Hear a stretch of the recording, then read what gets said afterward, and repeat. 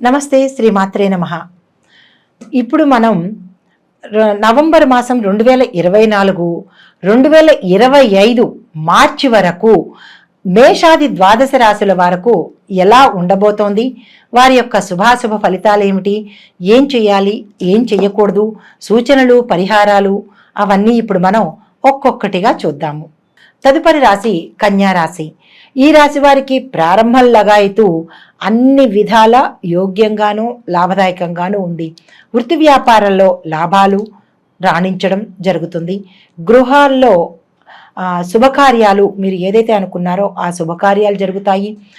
విద్యా ఉద్యోగాల నిమిత్తం మీరు విదేశయానం చేసే అవకాశం ఉంది కాబట్టి ఆ వైపుగా మీరు మంచి ప్రణాళిక వేసుకోండి. గృహ నిర్మాణము, తీర్థయాత్రలు చేస్తారు. దైవ సంబంధమైన కార్యక్రమంలో పాల్గొనడం జరుగుతుంది. పెండింగ్ కేసులు పరిష్కారానికి వచ్చి మీ వైపు తీర్పు వచ్చేటట్టుగా, మీకు జయం చేకూరేటట్టుగా కనబడుతోంది. తలచిన కార్యక్రమాలు మీకు నెరవేరుతాయి. ధన గౌరవాలకు లోటు ఉండదు. చర్మ సంబంధితమైన బాధలు గతంలో కనుక ఉంటే అవి ఇప్పుడు తీరిపోతాయి. భార్యకు అనారోగ్య సూచన, శస్త్రచికిత్స సూచన, తదుపరి ప్రయోగ దోష బాధలు, నరఘోష బాధలు ఎక్కువగా ఉన్నాయి కాబట్టి తగు జాగ్రత్త వహించవలసిందిగా ప్రత్యేకంగా చెప్పడం జరిగింది. స్పెక్యులేషన్ మీకు చాలా మంచి ఫలితాలని, లాభాలని తెచ్చిపెట్టేటట్టుగా ఉంది. ఈ రాశి స్త్రీలు ఇంట్లోనూ బయట సంఘంలోనూ పేరు ప్రతిష్టలు, గౌరవ మర్యాదలు పొందుతారు. ఇప్పుడు ఆయా రంగాల వారికి ఎలా ఉంది చూద్దాము. ముందుగా విద్యార్థులకు ఈ మాసంలో ప్రోత్సాహకరంగా ఉంటుంది. అంటే మీరు అనుకున్న దానికన్నా ఎక్కువ ర్యాంకులు సాధించే అవకాశం ఉంటుందన్నమాట.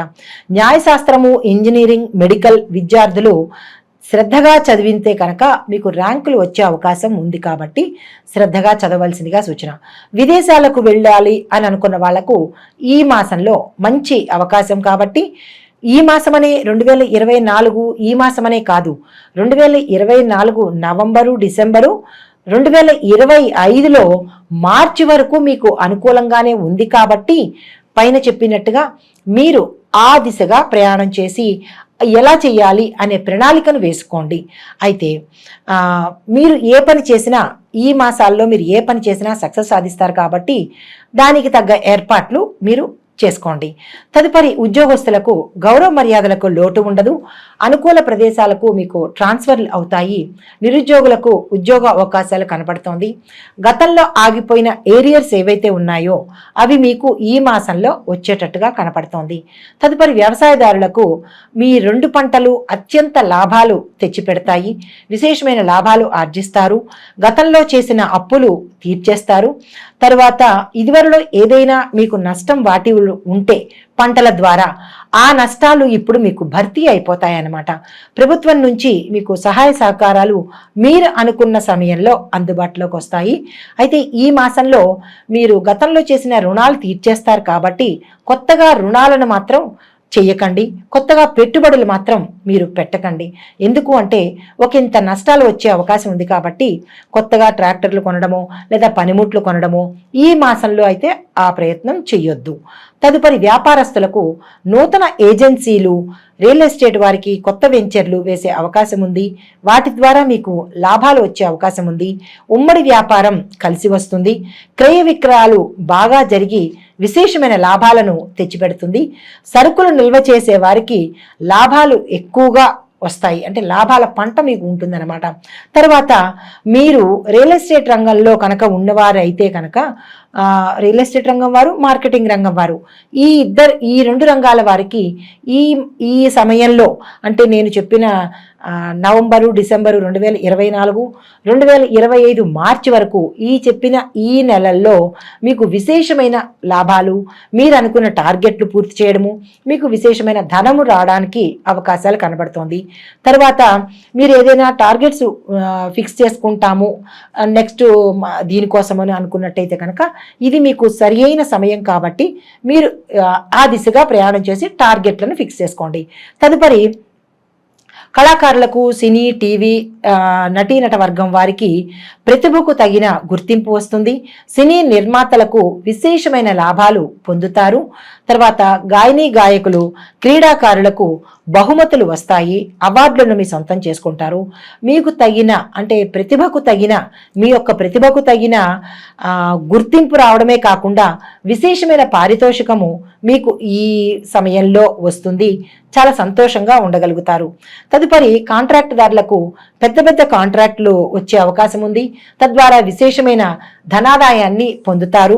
పనులు చురుగ్గా సాగిపోతాయి కాబట్టి బకాయి పడిన బిల్లులు ఏమైనా ఉంటే కనుక అవి మీకు ఈ సమయంలో చేతికి అందుతాయి. తదుపరి రాజకీయ నాయకులు పెద్ద పెద్ద పదవులను చేపట్టే అవకాశం కనబడుతోంది. ప్రజల్లోనూ ఇటు అధిష్టానంలో కూడా మీకు ఆదరాభిమానాలు కలిగి మంచి పలుకుబడిని, గుర్తింపుని తెచ్చుకుంటారు. ప్రజలలో ఒక రకమైన హోదాని మీరు గౌరవ మర్యాదలు పొందుతారు. ప్రభుత్వం ద్వారా కూడా మీకు గౌరవ మర్యాదలు దక్కే అవకాశము, అవార్డులు ఇచ్చే అవకాశము, తర్వాత ఇటు ప్రజలలోనూ ఇటు ప్రభుత్వం ద్వారా కూడా మీకు గౌరవ మర్యాదలు దక్కే అవకాశం కనబడుతోంది. ఏ రంగంలోనైనా అంటే ఉన్న రంగం నుంచి అంటే ఈ పదవి నుంచి కొత్త పదవికి వెడదాము అని అనుకున్న వాళ్ళకి ప్రథమార్థంలో వదిలేసి ద్వితీయార్థంలో కనుక మీరు ప్రయత్నం చేస్తే కనుక రాజకీయ రంగం వారికి మంచి అనుకూలంగా ఉంటుంది. అయితే కొత్తగా రాజకీయ రంగంలోకి ప్రవేశిద్దాము అని అనుకున్న వాళ్ళు మీ పేరుని బట్టి, నక్షత్రాన్ని బట్టి మీరు రాసులు అవి చూసుకొని శుభాసమయ ఫలితాలు చూసుకొని కనుక ప్రవేశించినట్టయితే మీరు గెలిచే అవకాశం కనబడుతోంది. ఇప్పుడు నక్షత్రాల వారీగా పరిహారాలు చూద్దాము. ఉత్తరా నక్షత్రం 2, 3, 4 పాదాల వారికి నవంబరు, డిసెంబరు 2024, 2025 మార్చి వరకు అన్ని రకాలుగా మీకు లాభదాయకంగా ఉంటుంది. కాబట్టి మీరు ఆ దిశగా ప్రణాళికలు వేసుకొని ఏం చేయాలని అనుకుంటున్నారో ఆ రకంగా మీరు ప్రయత్నాలు చేయండి. అయితే పెండింగ్లో ఉన్న బకాయిలు ఏమైనా ఉంటే ఈ సమయంలో మీరు తీర్చేసుకుంటారు. ఈ సమయంలో మీరు గ్రహశాంతి కోసము ఆదివారం నాడు కేజింపావు గోధుమల్ని కనుక దానంగా ఇవ్వాలి. తర్వాత మీ యొక్క అదృష్ట సంఖ్యలు 2, 4, 8, 9. మీ అదృష్ట వారాలు బుధ, గురు, శనివారాలు. ఈ అదృష్ట వారాలను ఉపయోగించుకుని ఈ అదృష్ట సంఖ్యలతో పైన చెప్పినట్టుగా ఈ అదృష్ట మాసాలు, లాభదాయకమైన మాసాలలో మీరు ఏ పనులు చేయాలనుకుంటున్నారు, కొత్తగా ఏం చెయ్యాలి అని ఆలోచించుకుంటారో ఈ మాసాలని, ఈ సమయాన్ని మీరు సద్వినియోగం చేసుకోండి. అయితే ముఖ్యంగా చేయవలసిన పని ఏంటంటే ఈ సూచనలు పాటించి ఏదైనా కీలకమైన పని చేయాలని అనుకున్న వాళ్ళు, అది చాలా మీకు ఇంపార్టెంట్, తప్పదు అని అనుకున్న వాళ్ళు ఈ సమయాలు చూసుకొని మీరు ప్రారంభించండి.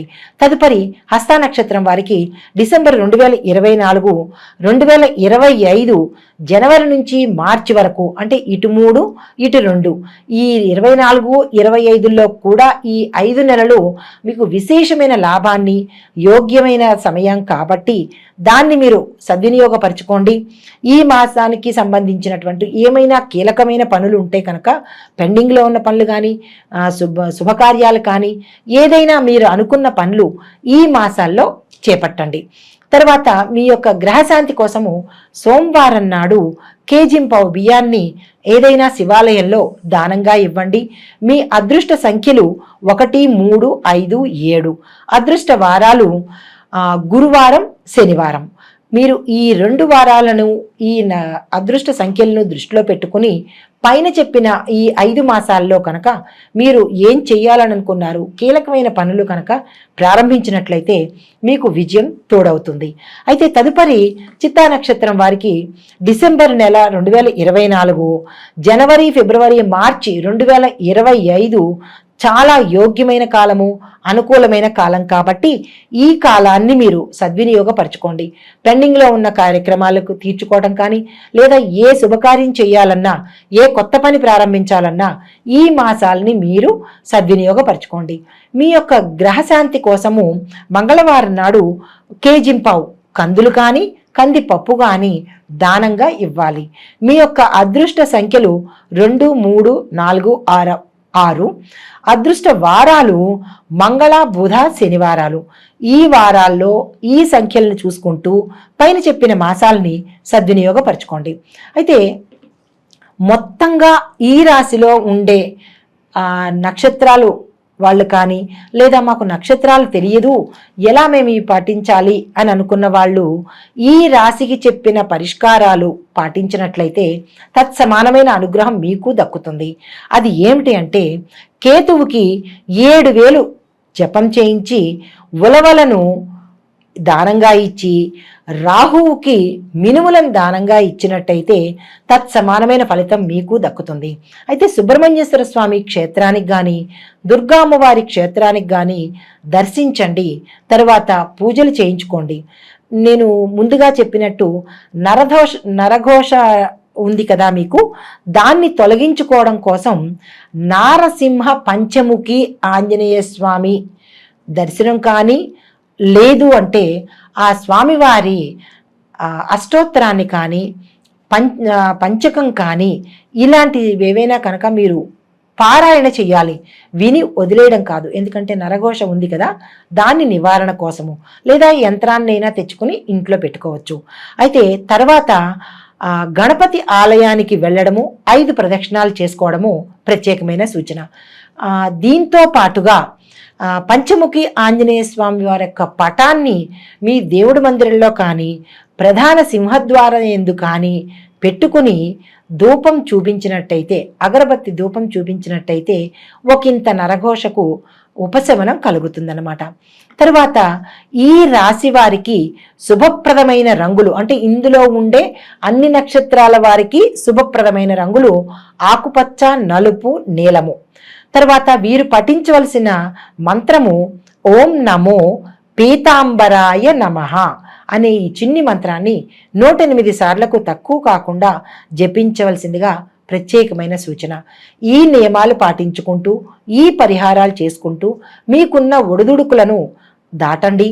మంచి మంచి సమయాలు, అదృష్ట సంఖ్యలు, అదృష్ట వారాలు ఉన్నాయి కాబట్టి ఆ సమయంలో కీలకమైన పనులు చేసుకొని, ప్రతి గ్రహాలకి ఖగోళ శాస్త్రపరంగా ప్రతి గ్రహము చరిస్తూ ఉంటుంది, అంటే కదులుతూ ఉంటుంది. కాబట్టి ఇవి ప్రత్యేకంగా ఒక్కొక్కళ్ళకి చెప్పేది కాదు. అంటే ఇప్పుడు పలానా వాళ్ళకి అని చెప్పేది కాదు.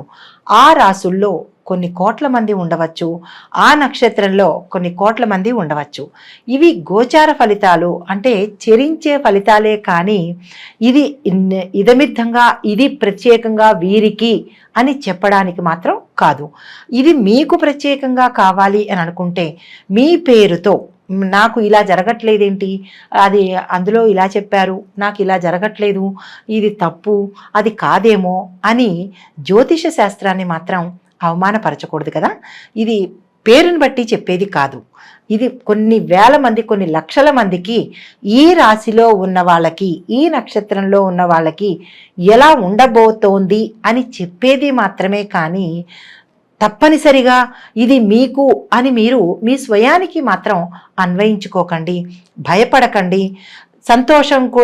సంతోషపడండి, బాగుంటుంది. కానీ ఏదైనా కనుక ఉన్నది అంటే భయపడకండి. ఎందుకంటే మనకి పంచాంగంలో పంచాంగం కానీ, లేదా ఏ జ్యోతిష శాస్త్రంలో ఉండే పంచాంగకర్తలు మనకి సూచన చెప్తారు, మీకు ఇలా ఉండబోతోంది అని చెబుతారు. కానీ దాన్ని మీరు పరిగణలోకి తీసుకుని భయపడిపోయి నాకే అని అన్వయించుకోకండి. మీకుగా తెలియాలి అంటే కనుక మీ వ్యక్తిగత జాతక పరిశీలనకు చూపించుకుని, పండితులకి చూపించుకొని వారి ద్వారా మీరు ఉపశమనం పొందితే బాగుంటుంది అని ప్రత్యేకంగా చెప్పడం జరిగింది. దీనిలో నెగిటివ్స్ అంటే జరగలేదు అనుకోవద్దు, జరిగింది అని అనుకోవద్దు.